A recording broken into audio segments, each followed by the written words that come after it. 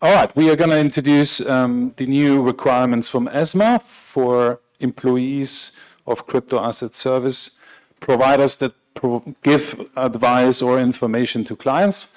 I'm one of the founders of the DEC Institute. With me is Dimitri from the Big Whale, an strategic intelligence company for digital asset companies and financial institutions.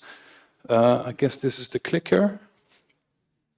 Yes, so just out of curiosity, who works for a CASP or who represents a crypto asset service company? One, all right, two, three, not yet. Some of them are on the way.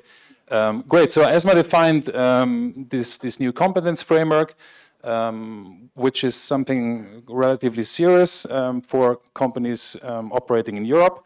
Mostly for people who advise and inform clients about their products and services.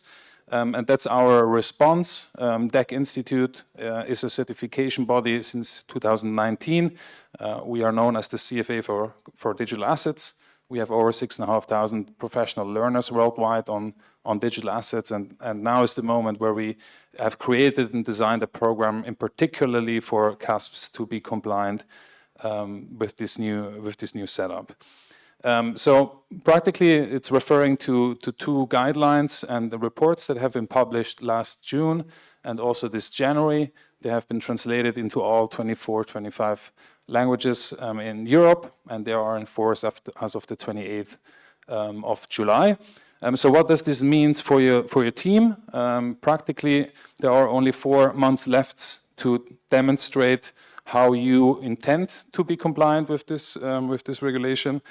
So the first thing is you need to identify which workforce within your company is affected by these requirements. You need to decide, okay, who is really providing information, who is really providing advice to the clients. Then you need to assess and map each person against the ESMA requirements. They have clearly defined what competence and knowledge means. After that, you need to train and supervise those people. You need to also set up a continuous professional development framework within your company, meaning that each year your client-facing staff needs to do continuous learning and continuous development. And we also provide this platform to do so. And lastly, you need to update your policies and your governance to kind of show that you fulfill these requirements on an ongoing basis. We have designed the program very much in line with what ESMA wants people to know and understand. So we have divided it into the so-called MIC, which is the MiCA Inform certification, and MAC, which is the MiCA Advise certification. It's quite an intensive list of topics that they require people to know. So therefore we have structured this into 6 modules and 12 modules for the MAC program. The content is kind of quite colorful in the sense you get video recordings, you get case studies, you can do role plays on, for example, informing clients on risks.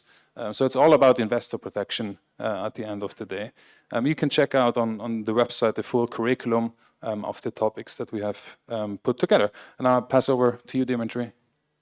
Yes, thank you, Arno. So just 5 things, 5 reasons why it's important. The first is we think that it's not optional. It's not we think, actually. It's something that the regulator, people at ESMA told us, and it's not because we say that, it's because the regulator wanted. So it's not negotiable, it's not optional. Sometimes in the crypto ecosystem, there is the mantra of, trust me, bro. No, you have to be compliant with these kind of guidelines, so that's why we have built that. The second thing is that we launch it first in French, as you can guess, I'm French, in English and in Dutch. But of course, welcome in the Babel Tower of Europe. And soon we will be available in 24, 25 languages, thanks to AI, of course. Third, we are at the big world used to work very closely with regulator. Why? Because it's a very important source of information for us, and we work closely with the people and experts in DLT tokenization in this sphere. And it is really important because we don't invent anything, and as you said, we are very close to their guidelines. Fourth, we are audit ready. As I mentioned, what is used in the crypto ecosystem is to do that with the lawyers. They are lawyers' firms. And again, it's often, trust me, bro, no. We are audit approved. We can offer a certificate. We offer a certificate to the people following the training. And that's what the regulator expects. And the last thing is to, and I am really happy because it's the first time we announced this partnership, is to work closely with DEC Institute and to offer their knowledge and our network and our influence in this ecosystem. Great, and last but not least, who are we? You know, some of us know us. I've met some people doing some of our signature programs, like the Chartered Digital Asset Analyst is a quite known CFA reference for people working in the digital asset space. So DEC Institute was founded in 2019. Since then, we have educated over 6,500 people, professionals, not people, I would say, from over 120 countries.